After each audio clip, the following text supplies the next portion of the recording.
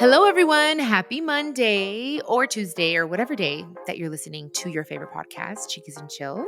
I hope that you're having a wonderful day. I just got back from Miami and it was an amazing trip. I am so grateful.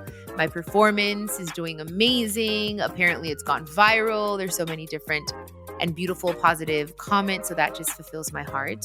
And I'm always excited to sit down and talk to you guys, but especially excited for today's episode because it's all about intuition and tapping into our higher selves. For those of you who don't know what that means or how to achieve that, stay tuned because our guest is about to enlighten us all. Here with me today is Mory Fontanez, an intuitive life and leadership coach and the author of the new book called Higher Self: Reclaiming the Power of Your Intuition. She also hosts the podcast Signal. Hi, Mory. Welcome to the podcast. I am so excited that you're here. Thank you for having me. I'm really excited to talk to you too. So I have a lot of questions in regards to your book, but let's start off with your higher self. What does this mean? Your higher self is the version of you. As soon as I say it, it's going to activate and you're going to feel it. It's the version of you that is unencumbered by fear, limitation, shame, anxiety. It's the version of you that is so clear that all of your desires are warranted and deserved, that you are full of intuitive knowing, that your wisdom is within you, not outside of you. Ooh. It is very grounded in your worth and full of dignity. I like to help people imagine your higher self in this way. When your soul chose to take a human form to have an experience, a life experience, it's sort of split into two. The version of you that came down into this plane to be in a human form and have experiences. So imagine yourself down in the forest, navigating life. And then the other half is kind of sitting on this mountaintop, watching from above, knowing what you are inherently worthy of, seeing the full picture, and sending you signals to guide you toward your highest good. That's your higher self. Okay, I love how you explained it because I've always tried to explain it to other people because I have my own definition in my head. And what I'm hearing from you is I always say God lives in me as me. God lives in you and all of us as us. So I feel like that is the person or that being or the spirit or whatever it is that you want to call it, anyone that's listening. Yep. That's sitting on that mountain waiting. I think because sometimes we are so caught up in life and doing our thing that we don't take the time to look inward and really take care of that being, I guess, that higher authentic self, you know? Well, even I will take it one step further. The true world is our inner world. That is the truth, the wisdom, the knowing. And even what we desire, all of that creates the external world. And we sometimes are tricked into the illusion that the external world is the truth and that we have to react to it rather than understanding that, no, the truth is actually within here and the external world is a representation of my experience of that. And therefore, I can navigate with this this light within me guiding the way because I know what is best for me. Not I am reacting to what others are saying is in my highest good. Oh my goodness. Yes, I love that so much because it took me so long to really, really tap into that. And instead of thinking this happened to me, I now ask myself, okay, what did I do or what can I change to change the outcome so that I'm not attracting this over and over, and I'm living that right now with my siblings. There's some stuff going on and I'm like, okay, instead of pointing fingers at them, let me not worry about what they're doing. Let me worry about what I can do differently, how I can better the situation. So I love that you said that. Oh my gosh. Okay. So I think I'm on the right track. Yeah, 100%. That reframe is everything. You don't have control over anyone but you and the way you see things and the decisions you make from those perceptions. Yes. Oh my goodness. Okay. I love that. Okay. And why do you think this isn't talked about more?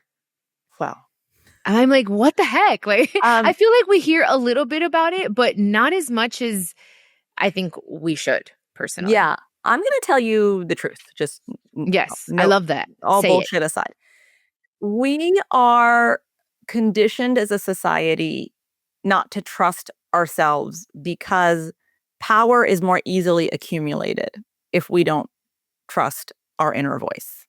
If we Mhm. are convinced by others to fear one another, to believe that others know better than we do, Mhm. to believe that we are not enough, so we need to acquire X, Y, or Z product or home or car.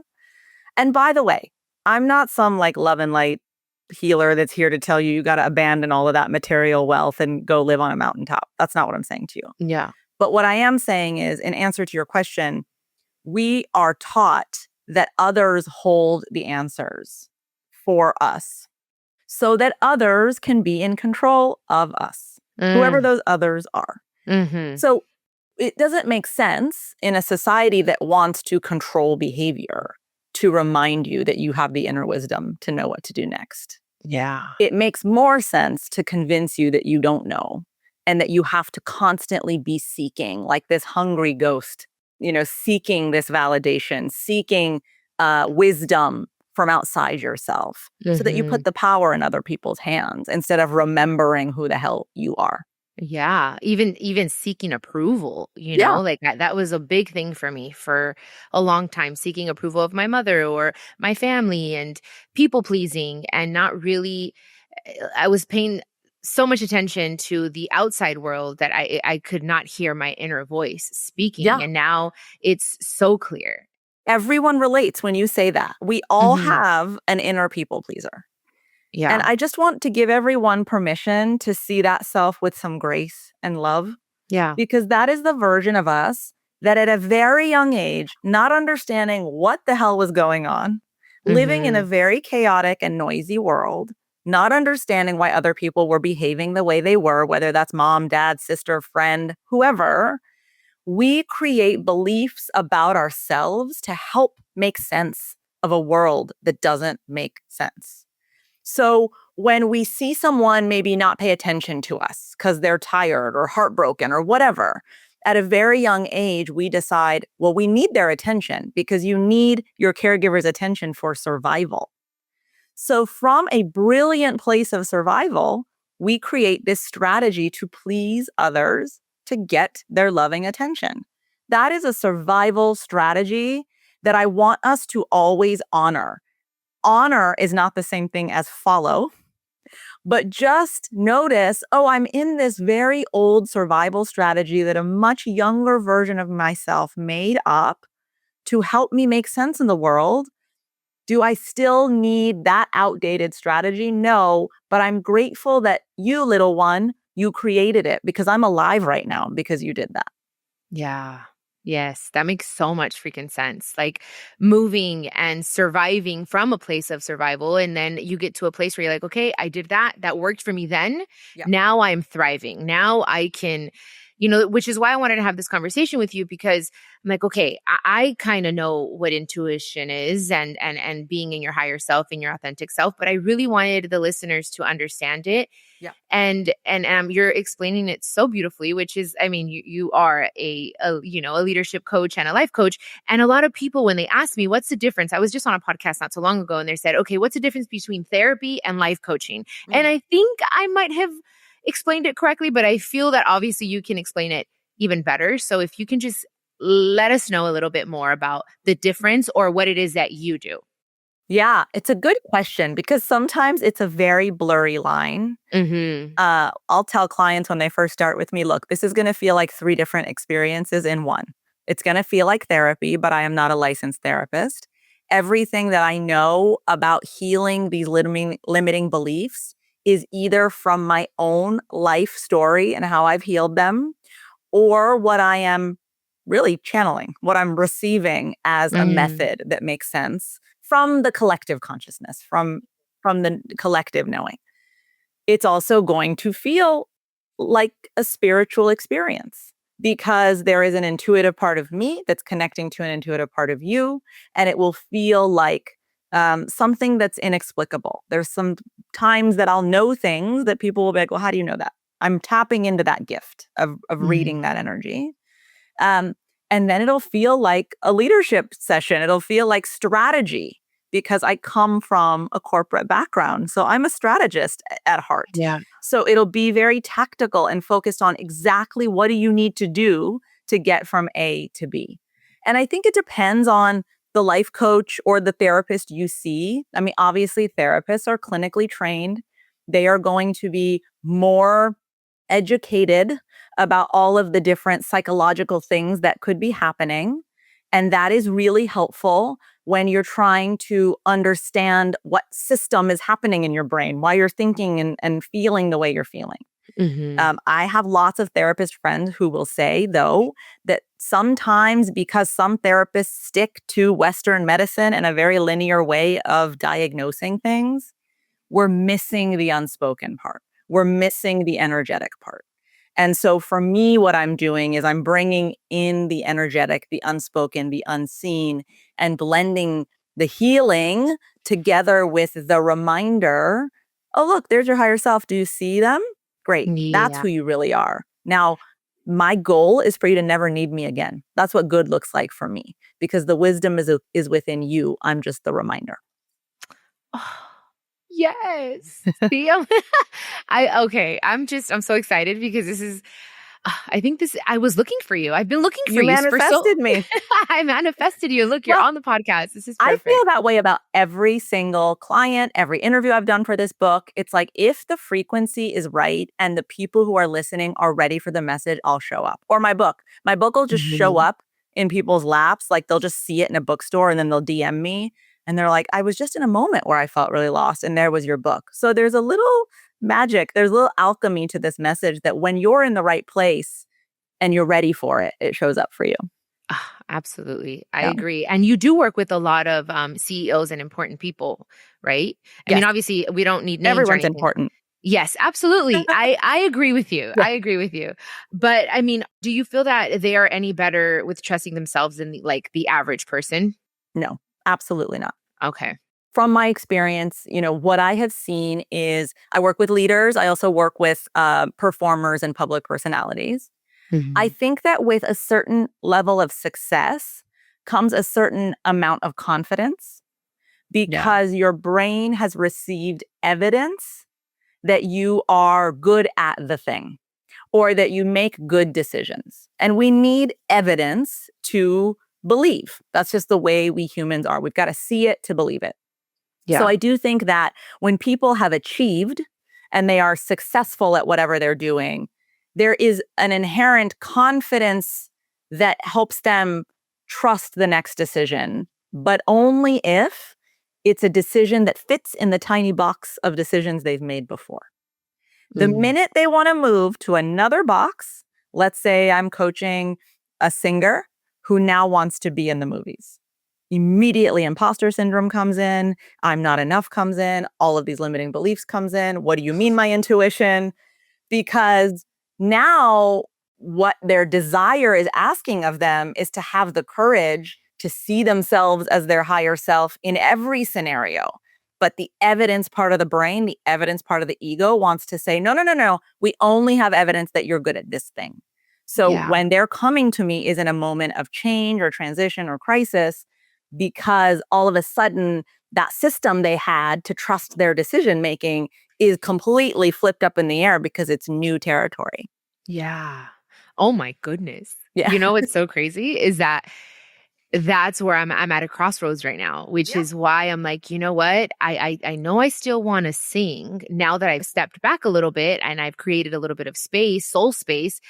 But I feel like that's going to look different moving forward. And the fear steps in, exactly what you said, the doubt. And I'm like, okay, wait, everything's going so well here, but why is it that my soul is telling me I need to kind of just go this way a little? So it's, yes. Oh my goodness. And what happens when you don't listen to that voice? How does it feel? Oh, horrible. And then I get a kick in the ass later. Yes. By life. Yes. And it's happened so much to me, you guys, that I have something in the pit of my stomach. And for me, that is God. That is my intuition. That is my higher self speaking to me. And I ignore it because of the exterior, because of fear, or people are not going to approve of it, whatever it may be. And then later on, it still happens. It's out of my control. It just happens. And that's the way I see it. It's a little kick in the ass that you didn't listen to me earlier. So I have to kind of push you to do it.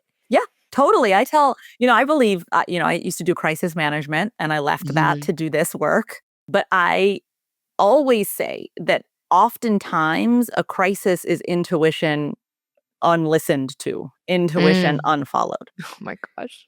Yeah. And it's not a punishment. It's just a cause and effect. It's just evidence that your knowing was right. So that next time you can trust it. There's always a next time. We can take that beat up stick and put it down. Yeah. Because you will get a chance again to listen. And the point is, when will you begin to learn to trust that wisdom? Yeah. And right now that you said punishment, it's something that I also struggled with for a long time because I come from like a Christian family. And I always say, I am a spiritual woman now. I am not religious, but I think when I was very religious and Christian, I always felt like I was going to be punished if I didn't do the right thing. And I had this crazy amount of fear within me that if I did something wrong, I was going to get punished, or if I didn't listen. And now I feel that I have the choice. I don't know how to explain it. Maybe you'll know a little bit what I'm talking about, but I think it's important to talk about that because it would paralyze me. I couldn't even move. I'm like, I'm not even going to do anything because I'm just so freaking fearful. And now I move with liberty and I'm like, okay, I know that I'm just following this feeling. But even if I take a little detour because of whatever, X, Y, and Z, it's okay. I'll come back here. I can come back. And I'm not a horrible person. Yeah. And are you harder to control with this awareness? Yes. Okay. Going back to your very first question, why are we not taught that we're intuitive? Because it's harder to control you. It's easier to control you when there's a system that tells you need to be fearful of an external punishment. And that is not to say anything about anyone's religion. I actually very much honor spirituality in every way, and religion is one of them. But sometimes even spirituality can be formalized into a system, aka religion, that then has the human ego involved in it. Yeah. There are other people involved in explaining those. I always think about how, back in the day when they didn't want women to have any rights, women were not allowed to read. Why? They didn't want women to read and interpret. Actually, it was illegal for a long time for people to interpret the Bible throughout Europe on their own. Wow. Because what did they want? What did the Catholic Church want? To be able to interpret it for you. So that is a system of control.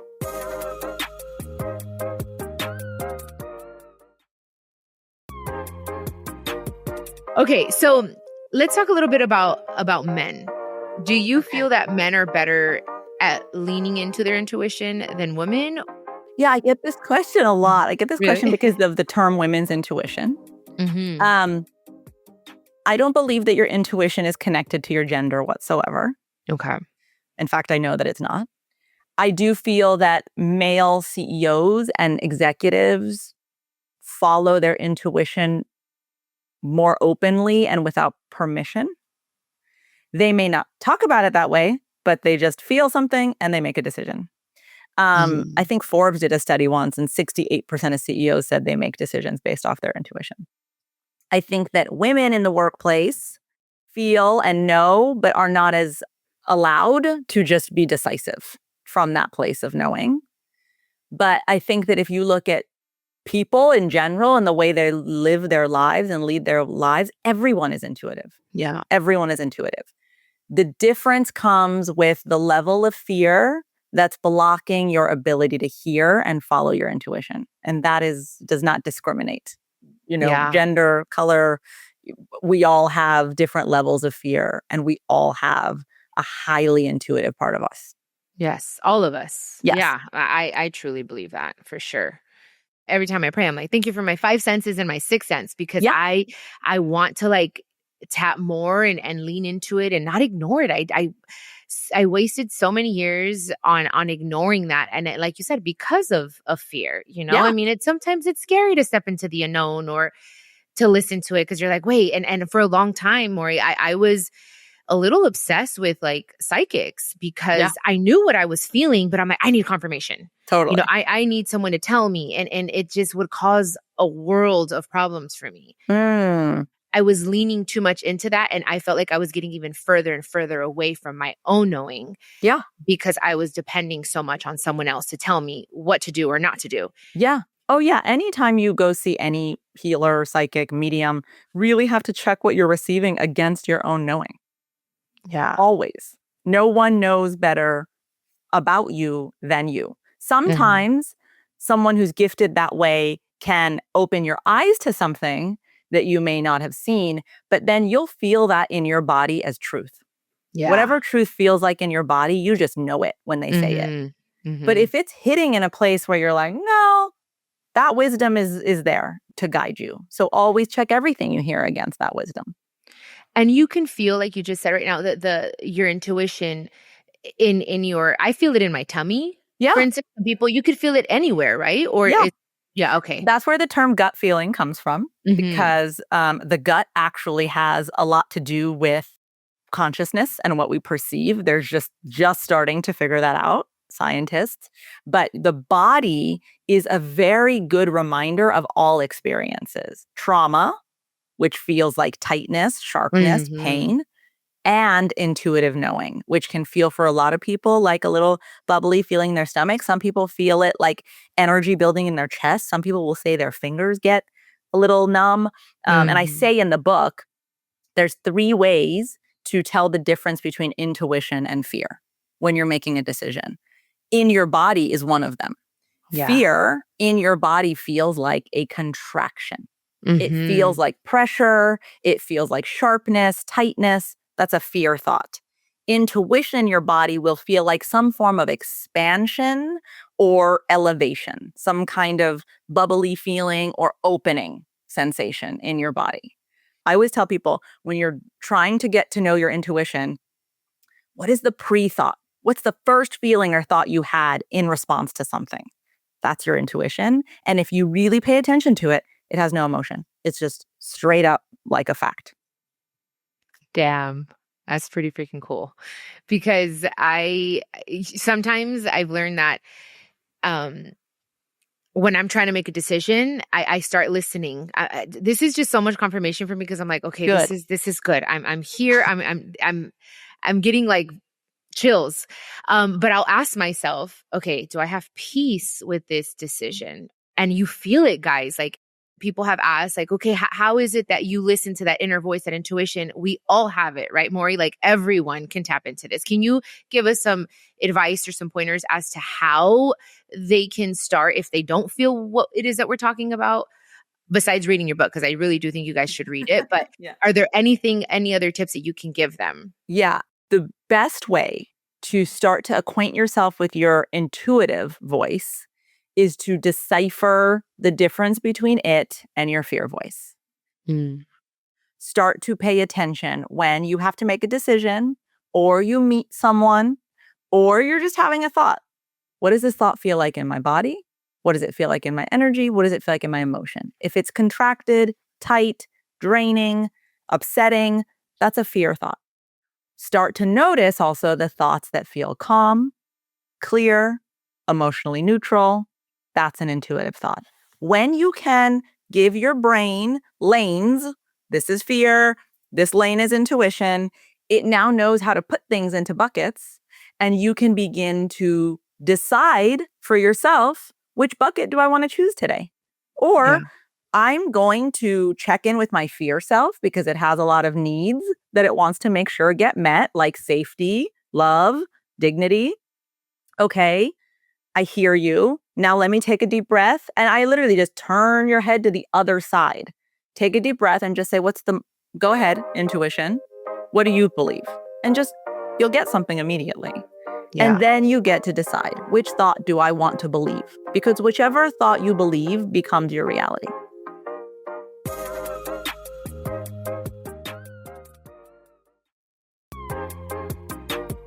From what I hear, you do believe or think that the law of attraction is very real.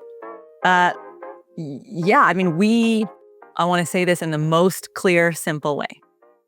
What we perceive is what is real. If you don't perceive it, it's not real to you. If you don't believe in a zebra, if you don't believe it's real, I could be looking at it and telling you, look at that thing, but you might not fully perceive it because your consciousness is not grabbing that part. So whatever your consciousness believes in, that is the way that you perceive the world. That's really the basis of law of attraction. Yeah. Is that you are in alignment with that thing. Oftentimes, we are in alignment with fear thoughts. Yeah. So we perceive more. I'll give you really clear evidence of this. Have you ever woken up just in a really bad mood? Mm-hmm. Okay. Yeah. The way that you think about the people you interact with that day or that morning, the way you think about opportunities coming or not coming to you, the way you think about your friends and your family, your life, yourself. How does all of that feel when you're in a bad mood? It feels very negative. Right. Like everything is just wrong and you see all the bad in everything. And can you find evidence that you're right? Can the friend be a bit of a jerk? Yeah. Can the rejection come through? Yeah. Mm-hmm. Because you're waking up and seeing things through the lens of negativity. Now, when you're just in a great mood, how does your relationship to other people or other things change? How do you start to perceive those things? I mean, I see the beauty in everything, and I see that, I do have a great friend, and for sure. So that very same friend that was annoying you yesterday when you're in a bad mood, and that was real to you, that person was being an ass. Mm-hmm. That next day when you're in a different headspace, all of a sudden is the most loyal, the funniest, whatever things you love about them, that becomes real. So what you perceive is what is real in your life. Yeah. See, I mean, I tell people, look in the mirror and say nice things to yourself. And really, there is at least one thing that you can find that you love about yourself and focus on that versus, my cellulite or my stretch marks. We all have defects. It's just what we choose to focus on. And I really believe in affirmations and mantras and all that stuff because it's feeding yourself, your brain, and you're also speaking it. I really believe in the power of the tongue as well. So we talk about that on the podcast a lot. So I truly believe in that.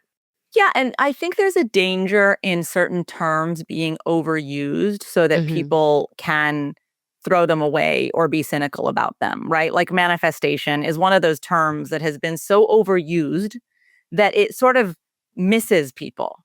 So part of my purpose is to break it down in the most practical, pragmatic terms so that it's not something that feels woo-woo, but like real to you. I want you to find experience in your own life of that concept being real. Yes. Oh, I love her, guys. Okay, so let's talk about relationships and creating high frequency relationships. Can you turn an existing relationship into a high frequency one? Everything is about your own frequency. So if you are in that relationship from a place of need, from a place of, please fill this hole inside me that thinks he's not worthy, she or he is not lovable, that they are not inherently worth partnership or loyalty. If you have that belief about yourself, a relationship is not going to fix that belief.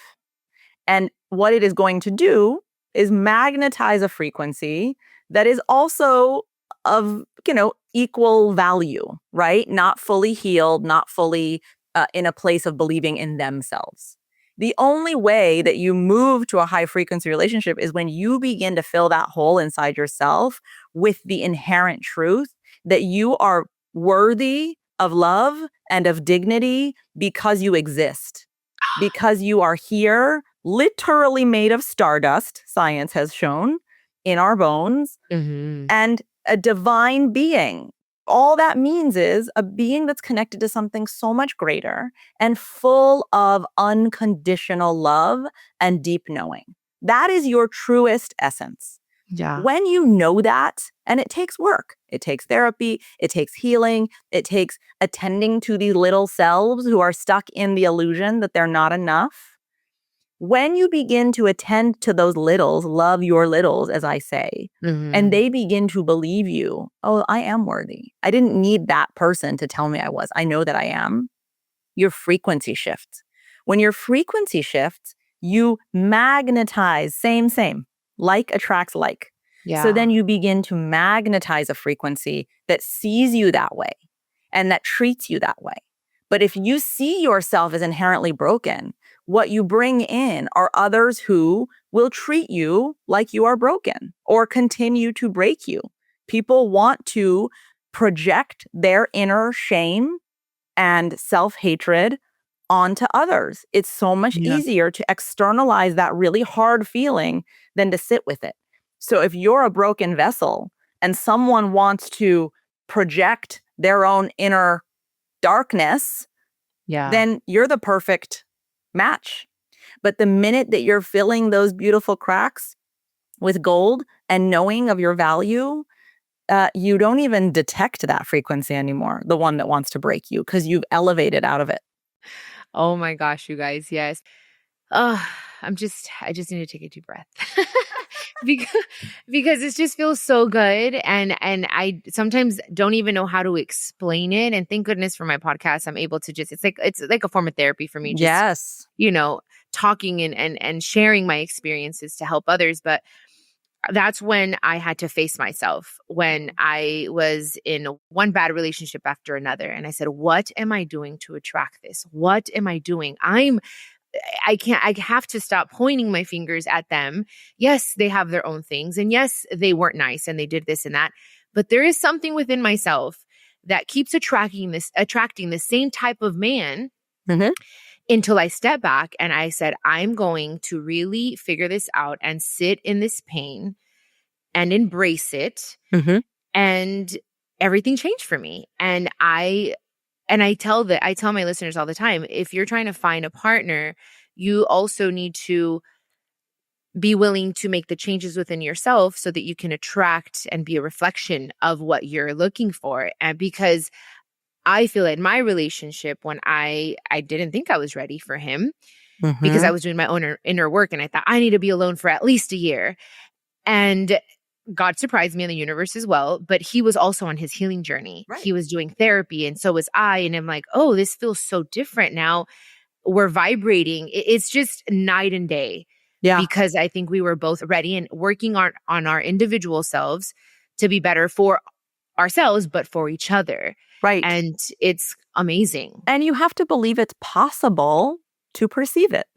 If you don't believe that a partner who is respectful, or a partner who wants the very best for you, a partner that wants you to succeed even when they don't, if you don't believe that person exists, you're not going to perceive that person. They could be standing right next to you and you won't see it. And so much of this book is the story of my own journey from a place of my first marriage being one where I was trying to fix someone and make them be the husband and the dad for my kids that I wanted, that I had imagined I needed to feel safe as a child of divorced parents.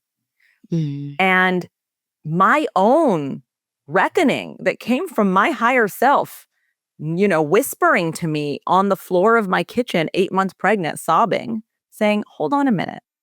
Is this what you believe you're worthy of? Is this all that you believe there is? And starting to really listen to that voice and being like, who is that? What does that mean? Is this all that you believe there is? And getting so curious and beginning this journey for myself of, well, if this isn't all there is, what else is there? What would that look like? What do I really want? What do I want my life to look like? Oh, wait a minute. I don't think I deserve that. Oh, okay. Let's go fix that. Why don't you believe you deserve that? Oh, there's that little 5-year-old She's sitting on the couch by herself. Mom and dad are fighting. It is all interconnected. Yeah. But it really comes from this place of looking at yourself and saying, do I believe I'm worthy? Do I believe it's possible? And if the answer to those questions is no, you've got some work to do, my love. And I promise on the other end of that work is the most fulfilling relationships, not just romantic, friendships, working collaborations, and romance. Because all of a sudden, you're showing up more whole and you're embodying your higher self. And so people are like, ooh, I want that. I want to be near that kind of person. Oh my goodness, yes. For a long time, I thought all men are the same and they're all cheaters. And I grew up in a household where divorce was just normal. And it was like, okay, next. Like if this relationship didn't work, then, and I'm like, okay, well, I guess I'm just going to live like that and have a different person every so often, But I had to sit down and say, I want something different. Yeah. I do deserve this. Real love does exist. And there isn't a perfect man. Like there isn't a perfect woman. I'm not a perfect woman, but I'm going to find someone that's perfect for me. Yeah. And that it changed everything, guys. I'm telling you, because I was there sitting there at 35, going through a separation, through a divorce. And I'm like, oh my gosh, am I ever going to find that person? Abso-freaking-lutely. Yes, you can, and you will. We just have to also be willing to make the changes and become that person. Yes. Don't worry about finding that person. Become that person. The rest happens. That part. Yeah. Absolutely. I love it. Okay, Mory. So before, I think we've had an amazing conversation. I'm loving this, and I know my listeners are going to love it as well. So is there anything that from the conversation, from your book, from your leadership that you want people to understand and take away and something that's going to stick with them? If you go to my Instagram and you look at my bio, under my name, there are 4 words. Or 5, not self-help, self-trust. What I am trying to bring about is a self-trust revolution, meaning that you reject the idea that anyone knows better than you about what you need and how to get there. So I think that the last thing I want to leave your listeners with is this truth. You have the wisdom within you to know what to do next at all times. And when you believe that, you will tap into that wisdom and live a little more fulfilled, a hell of a lot freer, and definitely in full alignment to your higher self. Ooh. I feel so enlightened. I feel so light. There's so much confirmation. And I hope that you guys are also feeling this as well. Please pick up her book. I picked it up. Higher Self, Reclaiming the Power of Your Intuition. And talking about your social media, can you share your social media with us, please, so people can follow you? Yeah, absolutely. Follow me on Instagram at Mory Fontanez. There you guys have it. And I'm going to be hitting you up. Great. Miss Mory. I really love talking to you. You ask the most deep and genuinely curious questions. So it's been really nice to talk to you. Thank you for having me. Thank you for your time. And I love that you are going to help so many people. I think this is exactly what we need right now. And you guys, thank you for listening. I love you so much. And I will catch you here on the next episode of Chiquis and Chill. This is a production of iHeartRadio and the My Cultura Podcast Network. Follow us on Instagram at My Cultura Podcast and follow me, Chiquis, that's CHIQUIS. For more podcasts from iHeart, visit the iHeartRadio app, Apple Podcasts, or wherever you listen to your favorite podcast, and check us out on YouTube.